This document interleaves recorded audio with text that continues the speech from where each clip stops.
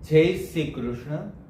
આજે આપણે આ સંસ્કૃત સુભાષિત રજૂ કરવાનો મને વિચાર શા માટે અને ક્યારે આવ્યો એના વિશેની થોડી વાત કરીશું.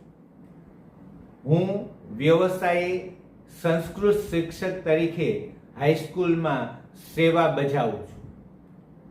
19મી ફેબ્રુઆરી 2026ના રોજ ગાંધીનગર ખાતે ગુજરાત રાજ્ય સંસ્કૃત બોર્ડ દ્વારા સંસ્કૃત શિક્ષકોનું સન્માનના આ સમારોહમાં જ્યારે મેં હાજરી આપી ત્યારે મને વિચાર આવ્યો કે બાળકો સંસ્કૃત ભાષામાં કંઈક ને કંઈક પ્રેરણાદાયી સારો વિચાર મેળવે એ હેતુથી આ સંસ્કૃત સુભાષિતો જે યુટ્યુબ ઉપર મૂકવાનું શરૂ કર્યું છે.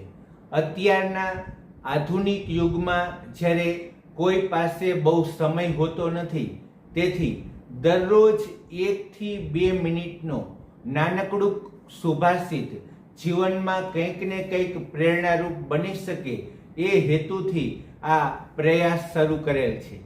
આ વિડીયો જો તમને સારો લાગે તો સબસ્ક્રાઇબ કરજો, લાઈક કરજો, શેર કરજો અને કોમેન્ટ કરજો. અસ્તુ.